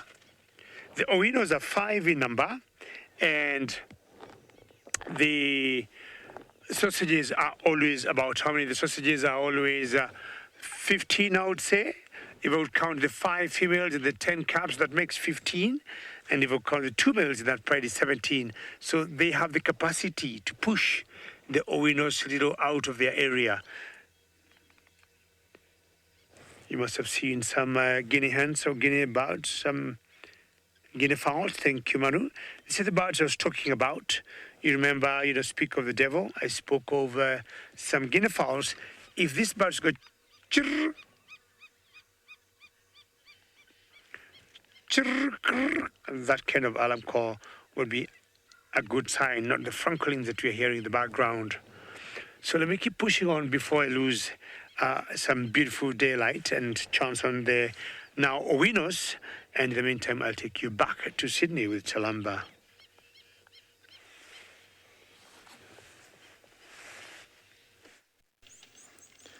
So you can see that Kalamba is one of those beautiful and clean cats. She is now busy grooming herself. You can see that is how the cats normally clean themselves. They normally lick their front legs and then clean the eyes and the face. Something has just happened here. We nearly lost her because she just jumped and tried to dive on something. Maybe it was a francolin or something. We couldn't see what exactly she tried to grab, but she tried to catch something here a few minutes ago. Don't get surprised. There are some other vehicles coming to join me at the moment. Solitary life is not easy because these animals, they've got to hunt and follow the animals just by themselves and catch. And again, it's a huge responsibility to drag animal up into the trees.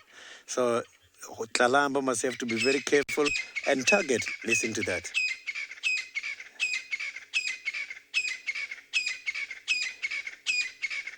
The bush is talking. Those are the francolins.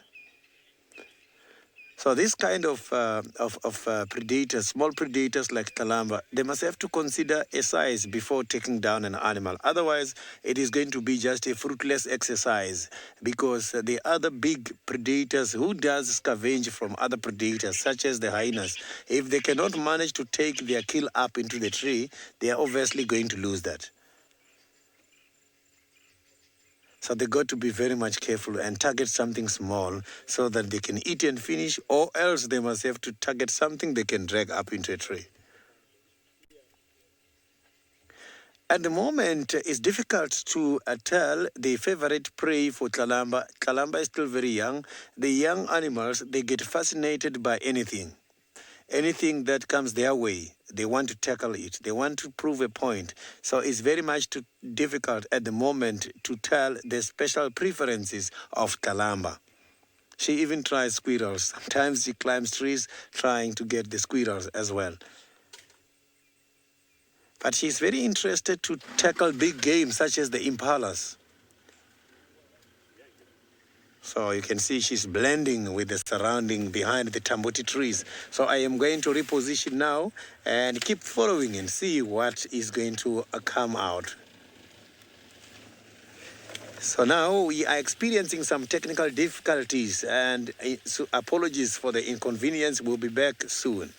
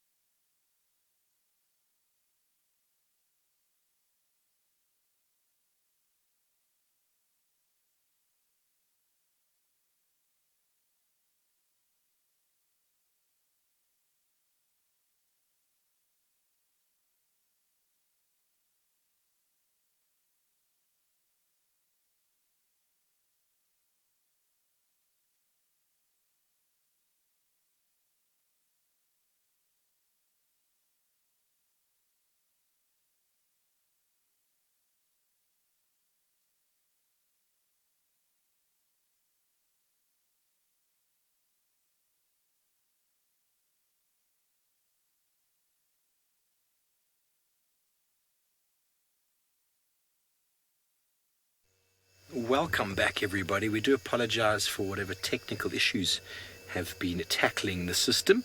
The gremlins on a Sunday afternoon, I'm afraid. What can you do? Well, the shepherd's tree male is still perched atop the tallest termite mound in the entire valley, and that's not very big at all. And he hasn't moved since we last saw you, so he is still sitting there. He's looking a little bit sleepy now, actually, after his mammoth sort of walk that he's been doing in the heat of the day.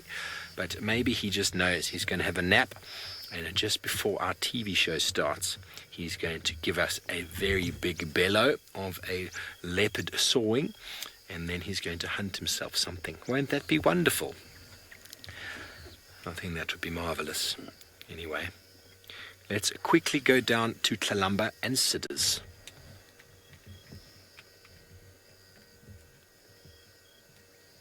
Yeah. We are just keep following Kalamba, who is now coming down towards this direction. We might be lucky and see her at any time. She's coming down this way in the thick bushes here.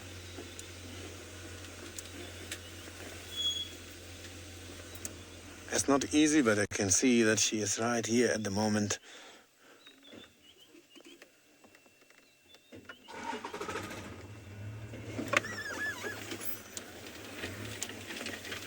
So you can see she is right on a termite mound here next to us.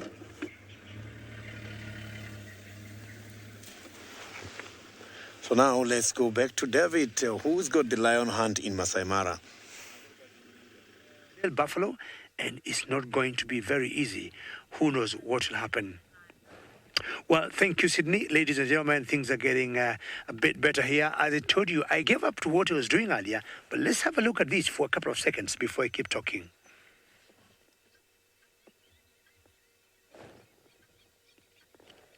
Now, just like Steve, who have the shepherd tree male leopard, here we got a shepherd tree, we got a huge rock that you call a copy, we got a buffalo, and also we got a pride of lions that we call the oinos. I do not want to interfere with this particular hunt, but I think something cool is happening here.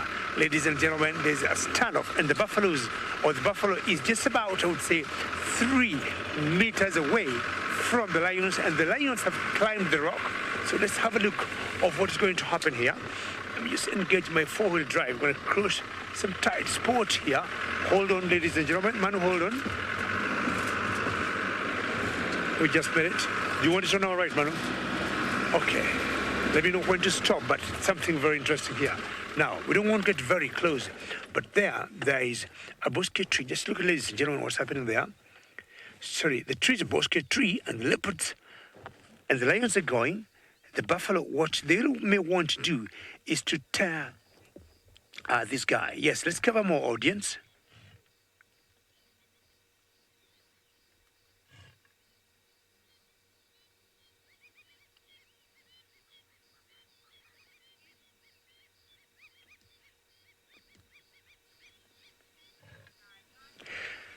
Hello, Jumbo, ladies and gentlemen, and welcome to this very special sighting that we got here.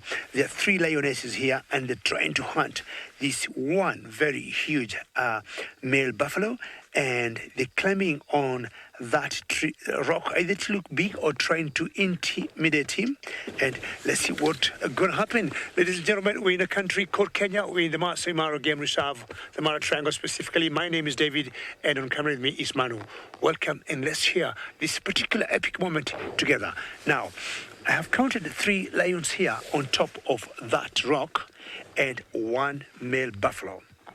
The big tree that you see there is called bosque tree, and let's see how things are going to turn out. This particular pride of lions, I know it, and we call it the Owino pride. It composes of 5 lions in total. What am I saying? 4 females and 1 youngster male.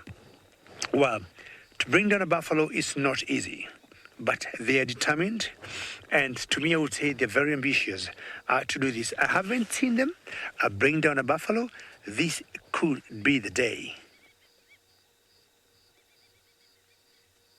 So currently there's a standoff. The lions are not making a move. The buffalo is not making a move. We will find out who will make the first wink here. And I'm happy that all of you are saying this is pretty exciting. And not sure I want the buffalo dead, but also I do not want the lions to go hungry. Now, this is one of the lionesses, and I'm thinking what they may want to do is just to traumatize him, psychologically torture him, and maybe he'll keep going round and round, and when darkness will come, they might decide to pounce on him. Decan, good question. You'd like to know where the other buffalo, the other lions are. I mean, as I said earlier, this pride has 5. So I just got here, I would say, literally 3-5 minutes ago, and I have seen the 3. So we'll find out where the other 2 are, because I highly doubt the 3 can bring this buffalo down, as much as it's very possible. Let me just give Manu a better angle here, as we see how things will turn out to be. Okay, we're going to stop there.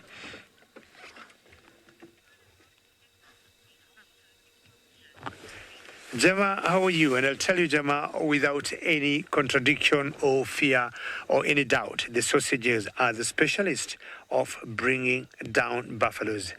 Owinos, not that I don't trust them, but they do not have the experience, they do not have the skills the sausages have. Now, 3 lions against 1 huge male buffalo. If it was a female, maybe it could be a little different, could be a little smaller, and could be a lot easier for them.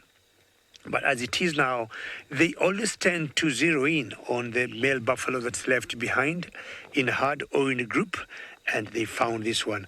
Now, look at that. It looks like a joke. I mean, that huge tree, or those 2 trees there that we call the bosque trees, the buffalo in the middle, and the lions which I would say they're basically 3 meters, about 3 yards away from that buffalo. Now, these lions know that the buffalo cannot climb that rock.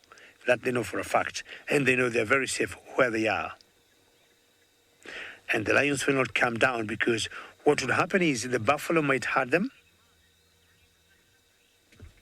Ralph, you're right. These lions look hungry. I do not remember the last time they came for a hunt.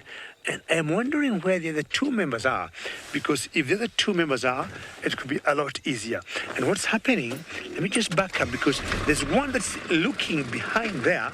And either she is looking at the other member of the pride, and if it's true what I'm thinking is the other member of the pride, because she has kept looking in that particular direction for a long time, then we shall have 4 and maybe find out. Oh yes, I think I'm right. Not even 1, the other 2 of them are coming, and what will happen is that one and that other one there.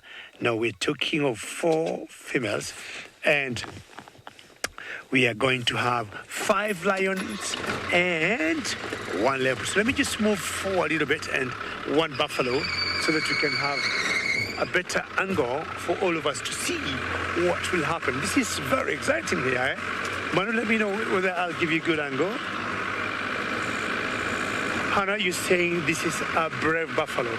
But tell you, Hannah, you're talking of 5 lions against 1 buffalo, and let's find out. On the arrival of the other 2, Hannah, I'll tell you one thing. The ball game is definitely going to change. Chances are this buffalo might go down. 5 against 1 now. 3 on top of that rock. And you can see 2 slowly and surely coming up to reinforce the other 3. And wow, this is really something. And you still can see the beautiful, the savanna of the Mara Triangle. Open grass. So that one is the male boy there. He's the youngster male, and I'm not sure what he's saying with his tail as he's moving it, and a lot of, I would say, things are going on in his head. So the other two females have arrived.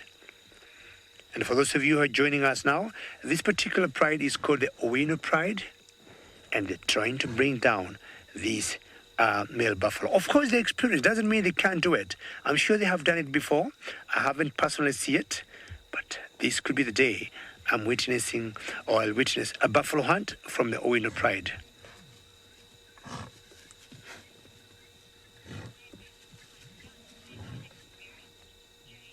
Jane, you said looks pretty young and maybe inexperienced. I agree with you totally. But now we have the full squad.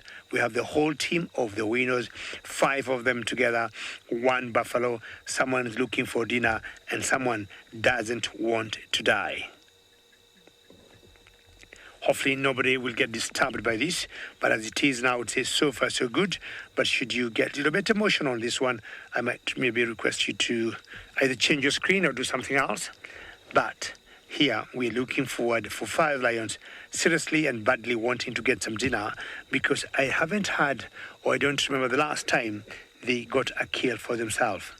Now look at that standoff there. The buffalo, 2 eyes against 10 eyes. That, you know what, you are not going to bring me down. So the only one thing the buffalo will not do is not going to leave here, because the moment he leaves, he knows these lions are going to hack him from the behind. They're going to claw him down, and it will be very easy to kill him. So what he wants to do is to show them, I can see you, do not play any games. And as I said earlier, what they may want to do is to wait for darkness to come in, and either 1 or 2 might, slowly sneak on him from the back, and when he'll turn around, the others maybe will jump on his head or the neck and then choke him. Well, ladies and gentlemen, what we've done now is to go to infrared just to make sure that we do not shine any bright light on them. And let's go back to our kill there, or rather to our hunt. And this is very, very special. Infrared helps us, ladies and gentlemen, to see the animals very, very, very easily without us shining any artificial light to them. And you're all saying this is pretty special and crazy to watch. I can't believe this. It could take minutes, it could take hours before a decision is made. Like, let's go. Can you hear how he's snorting?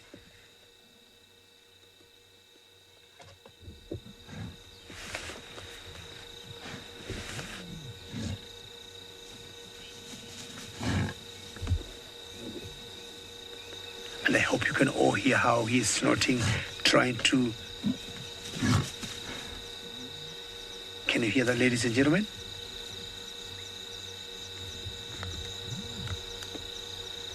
Now, one of the lead females in this particular pride is called Butternut. She's the oldest and she's the most experienced one. So, as I said here, there'll be a lot of brain games here, a brain of heads, and seeing who tires fast. As I said, they want to maybe torture him as much as possible and psychologically wear him out. And of course, once he's tired, he may easily lose concentration, and maybe one of them or two of them will jump on him and try and hack him to the ground.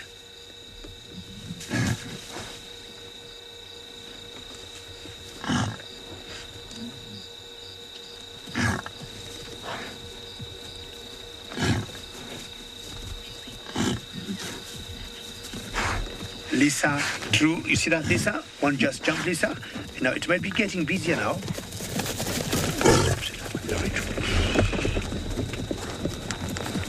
It has taken off. It's running. They're all after him. They came so close to the car. They're all after him. So what are we going to try to do? Oh, they're taking him. They're just jumping on him now. So let's just get a little close. Just hold on. They're trying to get him now. The fight continues. The buffalo is fighting back. He is not ready to die. So let's get as close as we can. This is quite insane. They have all surrounded him. I'm trying to avoid not to get into a hole here. The grass is quite short. I can see very well. Not even the rocks. This is really fun here. I'm going to cross the road and he's going up and climbing the hill. And they're trying to get him down. There's one just on his back. And could be time now. They're getting him down. There's one that's holding very tight, and he's fighting back at the same time, and they're having all commercial break. Are you happy there, Manu? Faster stuff. We're going to stop here for a couple of seconds, and they all surrounded him now. Look at that, ladies and gentlemen. Everybody has taken a commercial break, but I can see something happening here. They're trying to wear him down. He is alone. He cannot call for help. He won't go very far. He looks a bit worn out. That was really, really crazy, ladies and gentlemen. And the lions, because they're 5, so one will jump on him while the other 4 are having a break. He's trying to fight back. And this is how King's tail was harder. There is one that has jumped on top of him, on the back, holding tight. He's not letting go. He's holding tight. Let's see what the other 4 will do. They might come and give a hand. He's pulling down. And now he might be calling for help now, when you hear that. He's now trying to call the other members of his herd, but the one at the back is holding very, very tight. Mario, do you want to move forward a little bit? Just move forward a little bit. What's happening now, I think it's just about to happen, ladies and gentlemen, and he's going, whoa! And that's what they do when they're cornered, when they want to call the other members to come for help. But I can tell you, he is not going down easily. He's really fighting back. He's moving up and down, taking them round and round. Now we got 2 on the back. I'm going to stop here, Manu. There's 3 on the way. And I think, ladies and gentlemen, it's happening. I'm going to stop here. I don't want to get very close. And one is holding on the leg. And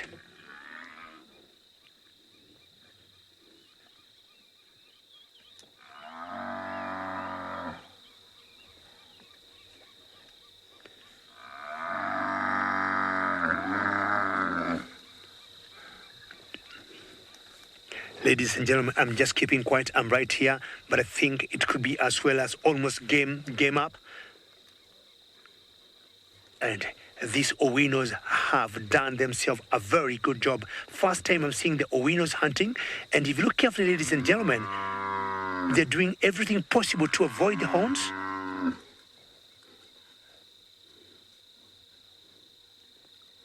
Wow, This is very epic, ladies and gentlemen, very special. As I might have said before, should any one of you be disturbed by this sighting, you may do something else. It's a bit dark, ladies and gentlemen, because of course it has gotten dark where we are, but so long as I'm happy you can still see it. And what one of them is doing is just holding the testicles of the male buffalo, because they know once they pull that is one particular part to give it a lot of pain. Oh, definitely, it's almost time for him to go. And in the background, ladies and gentlemen, we got some zebras. If you look carefully, as much as it looks dark, there's some zebras there. And maybe they're debating if they can give any help. Definitely not. They're happy it's not their day. So what I want to do is move forward a little bit, ladies and gentlemen. Again, I would still don't want to interfere with this particular hunt. And wow, this is really something. How special is this? So one of them is holding the tail, and the other one is holding the testicles, as I said earlier, and the other one is holding the anus. That's a very soft part to catch.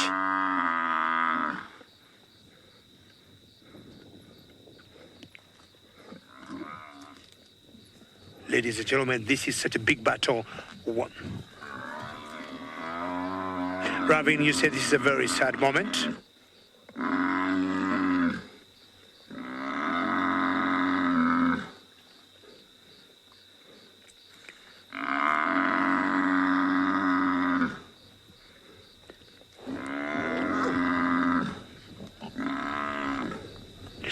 Well, ladies and gentlemen, this is very special. I mean, we did not expect this to happen. And how cool was that? Or how cool has this been? Thank you so very much for having joined us. Don't go away. We continue broadcasting on the YouTube. You can keep following us. But for now, from me and Manu, many thanks and goodbye.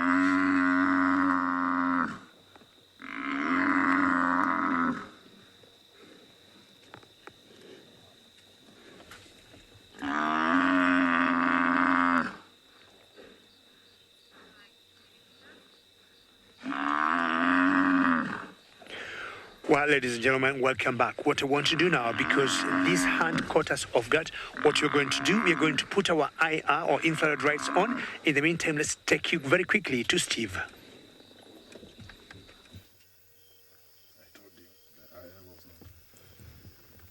Well, everybody, what an interesting encounter that is indeed.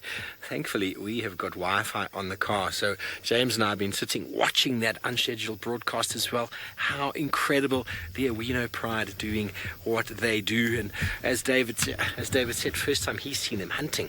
I saw them last year taking down a couple of wildebeest, which was so special. But buffalo is a very different kettle of fish, isn't it? Well done, Awinos. Well, obviously that's going to continue on. It's probably going to go on for hours. We are still going to be here with our male leopard. And, well, what perfect timing for a TV show on a Sunday evening for Safari Live. We got a male leopard. Sydney, I think, is still with Kalamba. And the Awino Pride, out of nowhere, tackles a buffalo. So that is very, very interesting. Thankfully, our our shepherd's tree male has not moved. He has sat in the same spot as you left us with him earlier, so it's allowed us to also take a little bit of downtime because he has been making us work all afternoon. And somewhere there in the distance is where David and Manu are. We could see their light earlier, and they're not far away from us as the crow flies. But from my side, it is a good night. I hope you have a beautiful one. But over to David and Manu, who have got more lights on the action.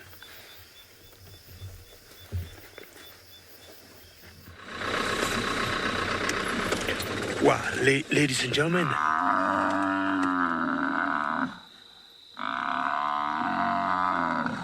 welcome back to this very special setting, ladies and gentlemen, where I'm just keeping quiet for you to hear how the buffalo is making his last calls of life.